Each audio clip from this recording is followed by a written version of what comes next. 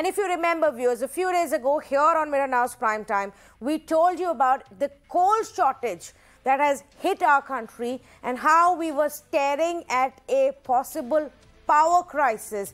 In fact, last week, even the Union Power Minister, Mr. R.K. Singh, had said that it's a very touch-and-go kind of a situation and it's going to be tough for the next few months. Now, today, it has turned into a big challenge for the people of Delhi. In the national capital, one of the biggest suppliers, one of the two key suppliers, Tata Power, has told its own consumers to use electricity judiciously. They have cited the shortage of coal in power generation. The Delhi Chief Minister has written to the Prime Minister, and of course, this has now become a big focal point. Let me go across to Alok to get you more details on this. Alok, is there any clarity from any of the power stations in the government on just how grave is the crisis? What is the coal stock available and what can be done?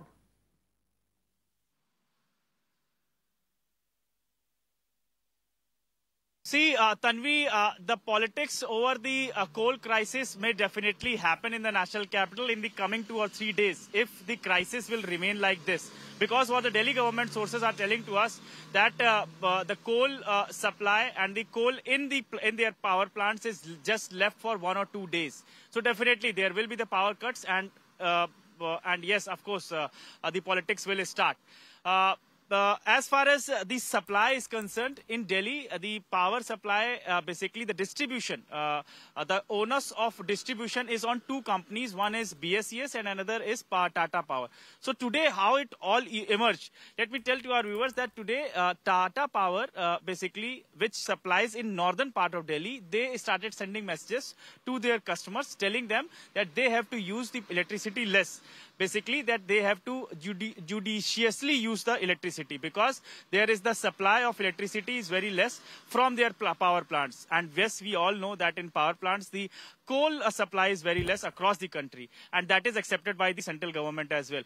So definitely, it is the situation of politics is going to happen from both the side because Delhi government is run by Aam Aadmi Party and central government is run by the BJP. And we have seen in the past during that shortage of oxygen that there was huge ruckus and huge politics happened and matter reached to the Supreme Court as well.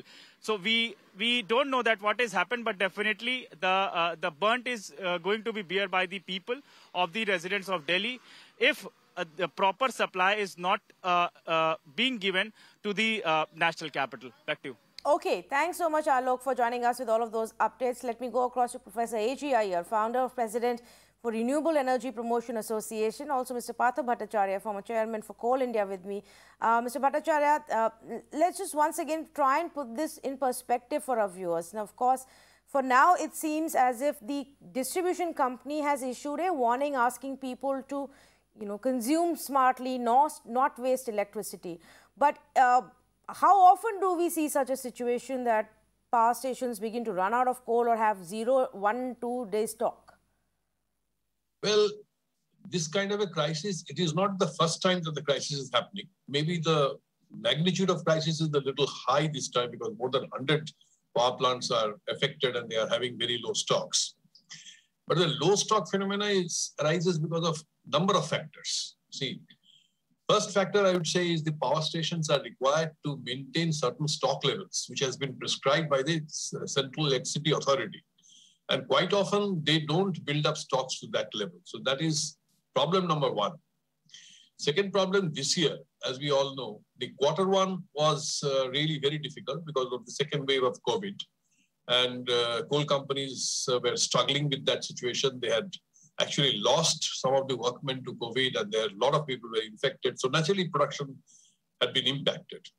The second quarter, which should have been a little better, it has been a little better, no doubt, better than first quarter, but then there again, huge rains and extended monsoon played some sort of a havoc and large number of mines got into this water problem, the water rush and all that.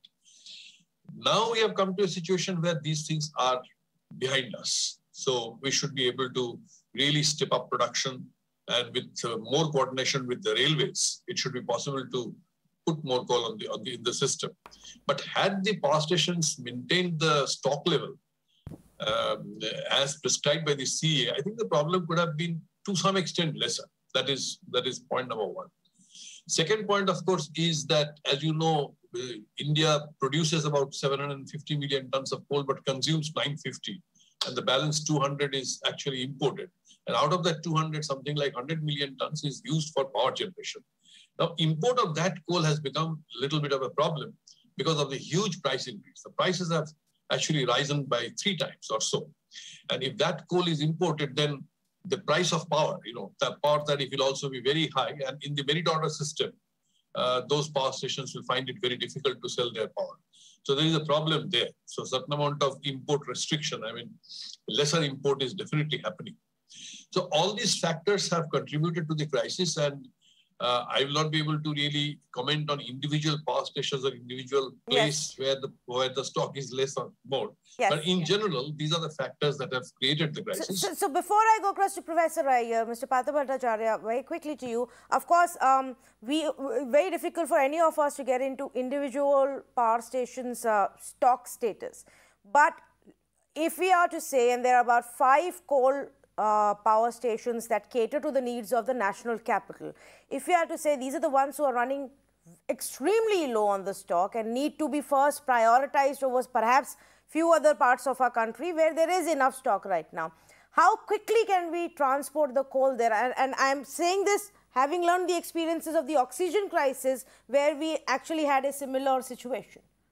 You see, coal moves basically by rakes, and where the rake will be deployed, that is somewhat a part of a decision-making system. It's a combined decision of the coal producer, the power consumer, the Ministry of Power, and the railways. They together take this decision. So I think that should not be too big a problem. We have to just divert.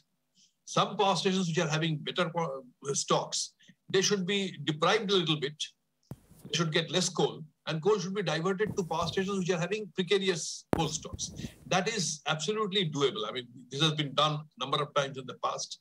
It is doable. It's a question of coordination, absolutely minute-to-minute coordination between railways, coal producers, and the power stations. And to handle this problem, because you see, daily about 250 to 300 rakes of coal is moving. So therefore, giving X number of rakes more to Delhi-based power stations is not a big problem. It's a question of just rerouting the whole thing and giving priority. Well, thank you for that clarity, because, and I wanted to highlight that fact, because at the end of the day, I fear and I sense that we may be also staring at a situation where the two governments, the center and the state, are not able to coordinate for their political reasons. There's already political commentary coming in from the Delhi government side, which may, unfortunately, if that happens, the people of Delhi will end up bearing the brunt of it. But let me also bring in Professor Iyer. Professor Iyer, what are the other possible solutions that we look at? It may be one city today, maybe another tomorrow. Do we then factor in a higher cost and say, okay, let's just import more coal right away and take that as a solution? See, I tell you, solutions are never short-term in the power sector. Solutions have to take a long-term perspective. So we suddenly come into a crisis when start acting. It's a very dangerous phenomenon.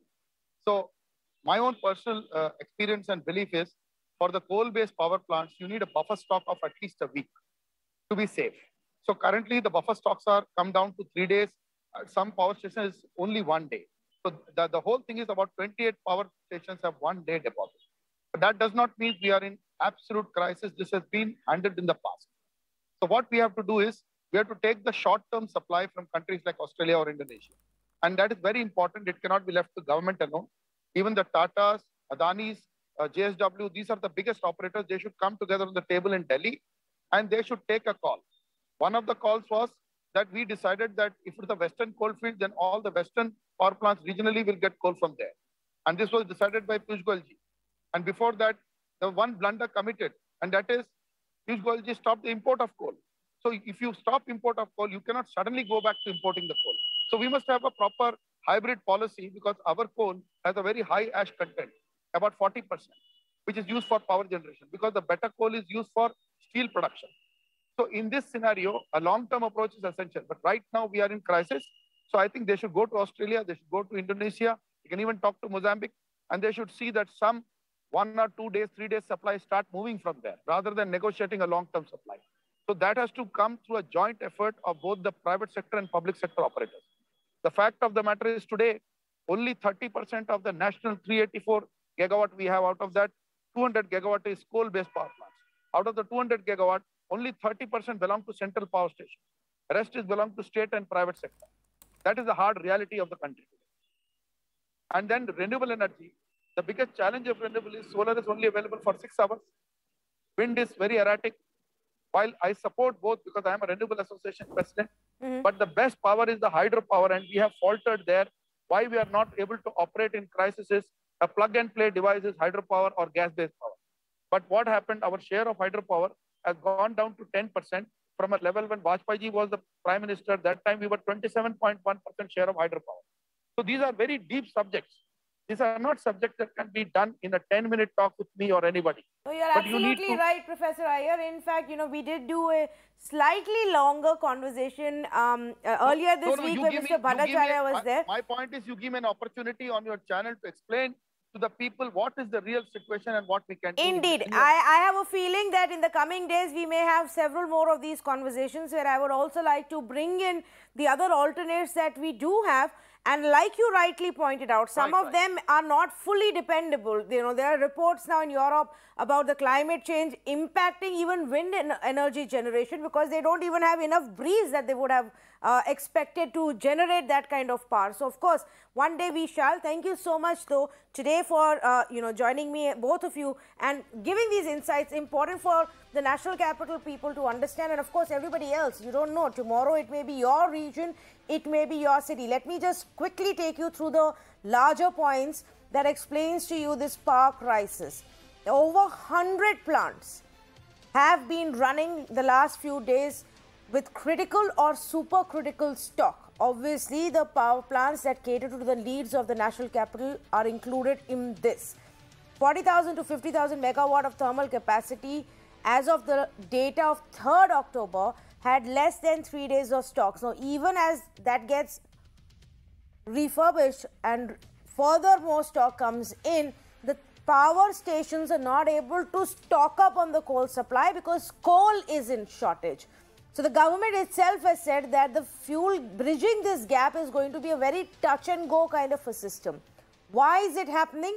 There's been a sudden economic revival where the industries have started consuming a lot more power, and also high international prices means that import has actually gone down, and in general the coal mining to the coal transport had been so slow because of the pandemic that suddenly now we're not able to meet that demand.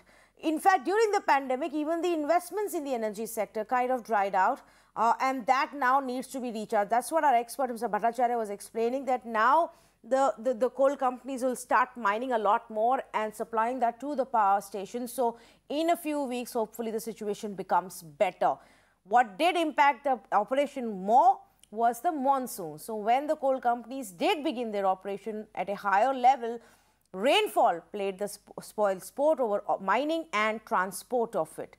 And of course, since we are so dependent on coal, it becomes a very large crisis for us. But remember, it is not just us. Across the world, from Europe to China, this is a story, which is why even the international prices have gone up.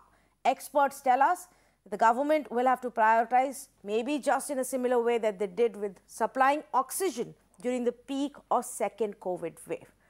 Very quickly, let's play out what the Delhi Power Minister, Satyendra Jain, had to say.